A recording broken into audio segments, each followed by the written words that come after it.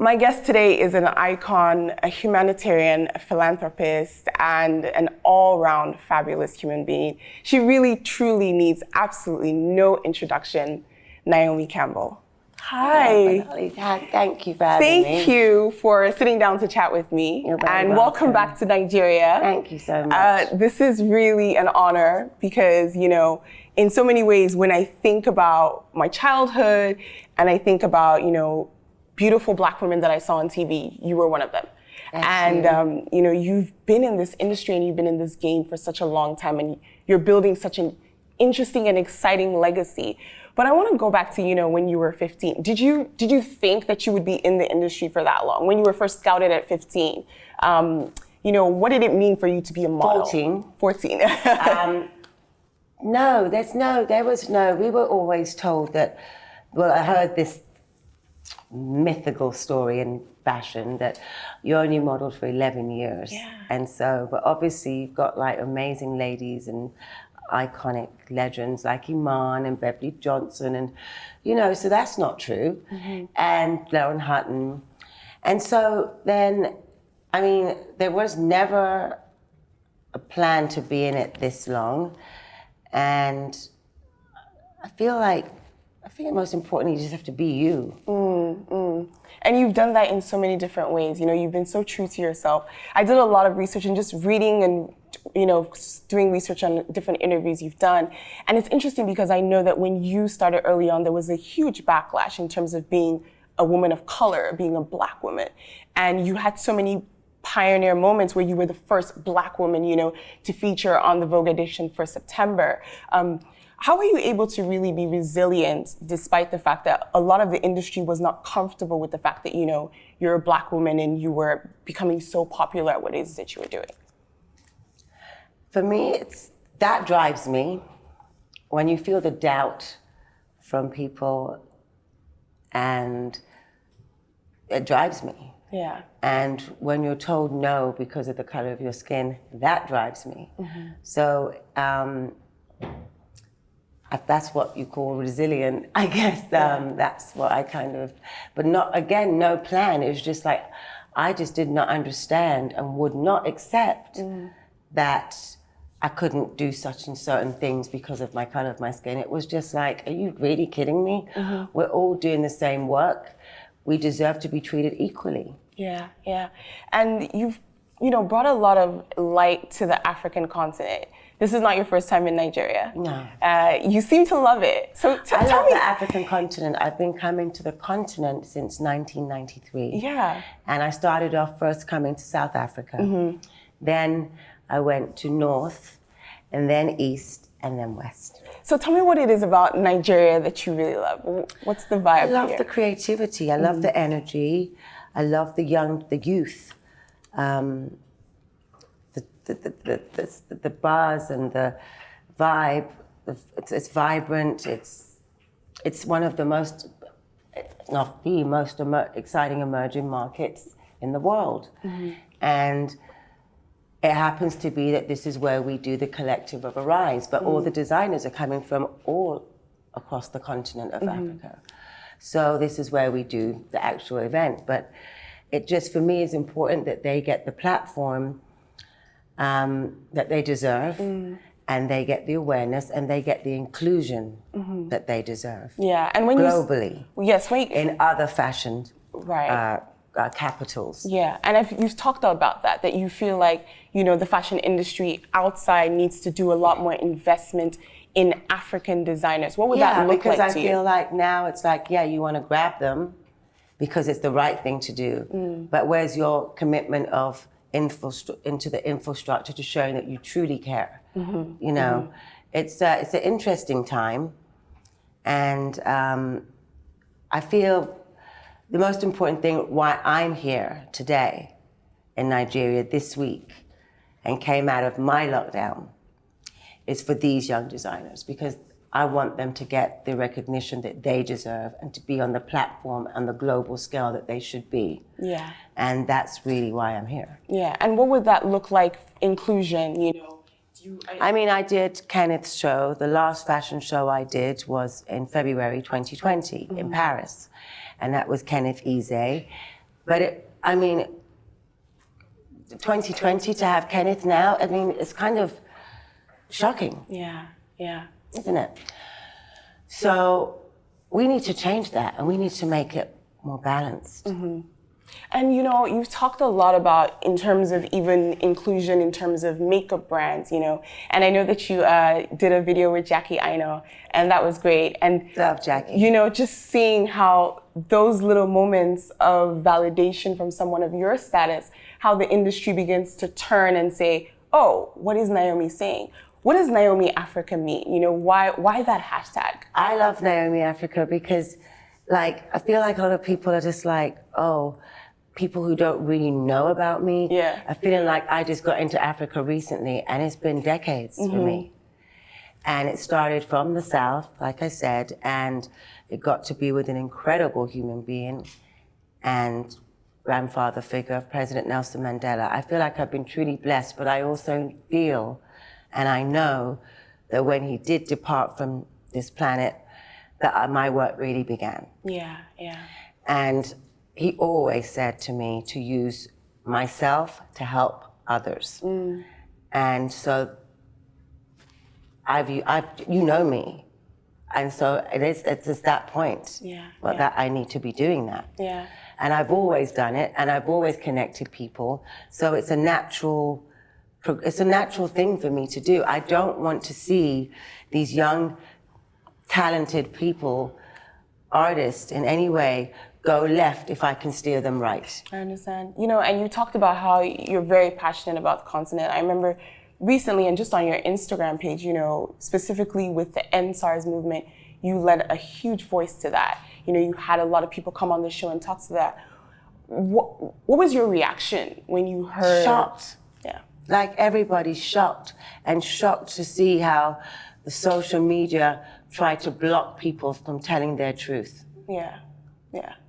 And in terms of the Nigerian government, this is the time. It's changed. The youth and the young generation Z are our future leaders of the future leaders to come. And they have to be, you have to hear them and you have to see them. They need to be heard and seen. No one's going to get away with this anymore. Yeah. And across the globe, this is happening. Yeah. And it's I look at this as positive change. That's what we're hoping. I look at all that's happening as positive change. There's a reason this is all happening. Yeah. And I'm trying to take the positive out. I'm trying to look at it in the positive light. Yeah. That we needed this reset across the globe. Definitely. That everyone needs to be seen and heard and be respected. And you just can't do that with people anymore. I understand. In any job, fashion, tech, music, whatever, you cannot do it anymore. Yeah. You talked a little bit about how, the late Nelson Mandela mentioned to you, and in so many ways, was a grandfather figure to you.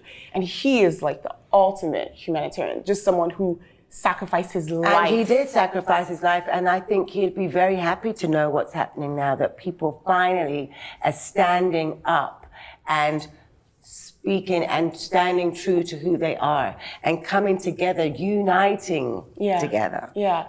And I wanted to find out, when you turned 50, happy birthday. Thank you. You probably had some other elaborate plans before COVID. None. Oh, really? I didn't want to have any plans way before COVID.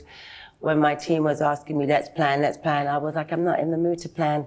I'll do it next week. I kept putting it off. Right. It's like almost without knowing anything that COVID is coming. Cool. I really didn't feel, I don't feel just you have to celebrate on 50 something big. I also feel like it's something that's spiritual and intimate, that you want to be with yourself. And that's what I got to do.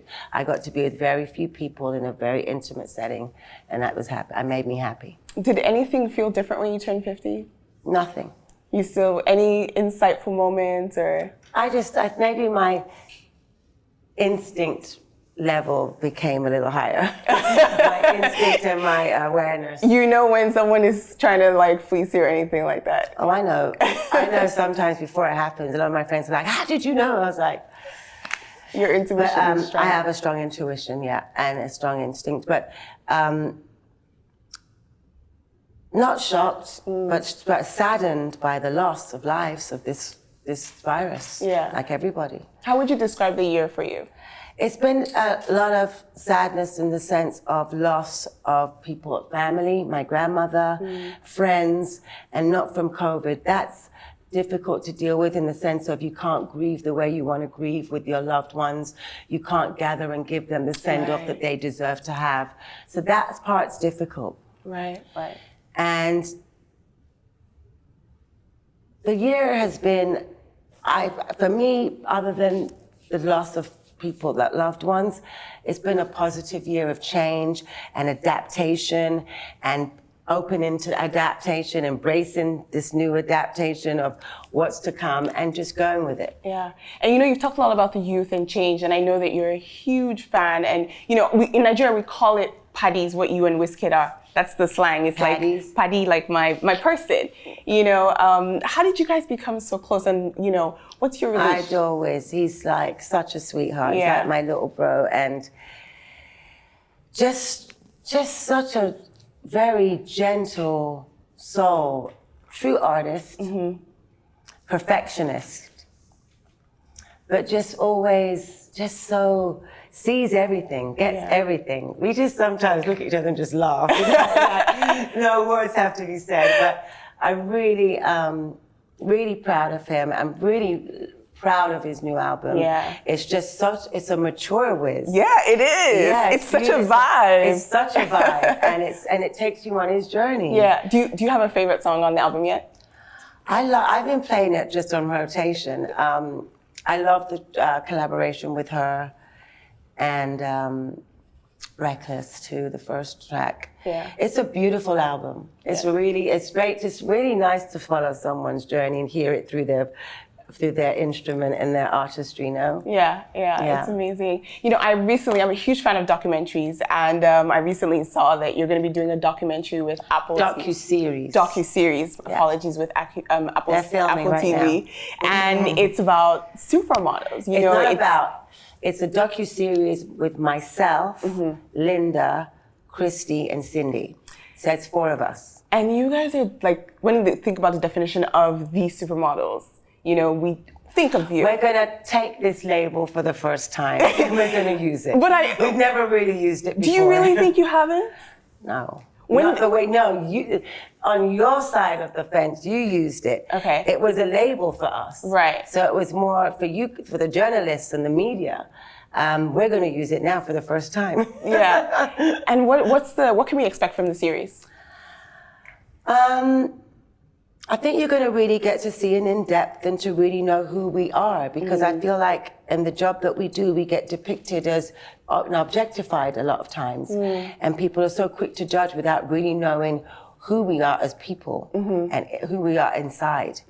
So I think you're going to get to see that, and you're going to get to see the real strength of us, because we are very close. Yeah. No matter what people wanted to think or say, that we're competitive, we're jealous against each other, it's not true. It's a sisterhood, isn't it? It's a strong bond sisterhood. Do you feel like, with social media now, and there's a different way of scouting, in terms of everyone has the ability to put themselves out there easily. Everyone's a model. And it's great. But what I love about coming to Africa and to Nigeria, is I'm always looking for a new face. There is a girl that I was sent a picture of before I even came here. Beautiful. She's going to be in the show. It's like hearing the stories of people are now, the Nigerian models are so sought after. You know that, right? Yeah. They can't get enough. Yeah. And it's every time I go to the design houses or I'm having a meeting or some sort, they're like, "Oh, your babies came to see us." So Beth has got she's great. She does. And she's got a great stable of models, and anything I can do to help. If I have to pick up the phone and say, "You gotta use my babies," I don't have to do that because they see them and they just book them anyway. And they've been getting bookings exclusively with Prada, with Dior. It's been wonderful. That's amazing. It's really great to see. Amazing. I know that makes me happy. You're really protective of anyone that you consider your own, and loyalty is really important to you. You know, when it comes to the industry and being able to make new relationships, because I saw that, you know, on your show, No Filter with Naomi, absolutely love it, by the way. Thank you. Was it something that you had thought about before? Plans. What inspired it? I wanted to talk to my friends in COVID. I want to see what they were doing. Okay. So my house, my apartment in New York it's like a full glass. There's a lot of light. So I took my iPad and I put it on a stack of books and I started talking. Yeah. And it just became No Filter with Naomi. And so the first one was Cindy and Crawford. And then that just became like this. Yeah. It wasn't any strategy, no plan. It just took on a life of its own. And now it's a weekly. Do you enjoy this expressing a different side of you? Well, I feel like yourself. I'm not interviewing whether I know very well or I don't. But so far it's been people that I've had some connection with in some way. Yeah. Maybe the human rights episode. But it's meant to be a conversation, just a conversation between us, intimate conversation. Right. And the audience is a fly on the wall. Yeah. And I want to keep that intimacy about it because I feel like a lot of my friends and guests tell me things that they don't normally say on a regular interview. And it's because I'm also talking about myself too. So, you know, they feel comfortable to open up. I'm never going to be probing anyone. It's not my vibe. Yeah. It's not who I am. Definitely. It's been great. I've been enjoying it and I've been enjoying, you know, the intimacy. What you see is what you get. You know, I always say that whether the camera is there or not, this is who I am. Yeah. I mean, I'm very disciplined when it comes to my work. Right. And I'm organized. People may not think it, but I am. You have to be. Yeah, definitely. And I'm proactive in organizing things. Like I was coming here, I set up before. I test it when I got in. I don't want to have, you know, to be able to say to my crew in San Francisco, okay, we're good to go. Right. You know, because we're booking people in their time. Yeah. And there's a big time difference, and I need to be. Of course. To know if it's going to work or not. Yeah. So, but it's great to be doing No Filter. Do you think you're going to continue long term? I don't know. I mean, we're coming to the end of the year, so we're going to, you know, will there be season 3? Yes, probably. Okay. Who knows? That's brilliant. Who knows where it leads? Before we wrap up, I want to talk about legacy. You know, in so many ways, we've already started to see a lot of what your legacy will be about. But when you're done with everything in life, what do you want people to say about you? I don't really know. Just that I made the way. I don't want the way to ever have to be hard anymore. I'm so fed up of that struggle. You know, why does it have to be like that? You know what I mean? Yeah, I understand. So I was just going to say to you that I helped to make the path a little easier, but I don't want it to be. The path should be balanced and given equal opportunity to all. Yeah. That's what I want. Yeah, I see what you're saying. Yeah. Thank you so much for sitting down with me. Before we go, so I've been practicing my Naomi walk. Can I show you? Show me. Okay. I'm so excited, and then you can rate me. I'll rate you. Okay. I've been doing Naomi Campbell walks all my life. I have to use these long legs for something. So I have a walk and I'm practicing it. And Miss Campbell's gonna rate me, right? Okay, cool. So I'm gonna rate you. You're gonna rate me, okay. Ready, here we go.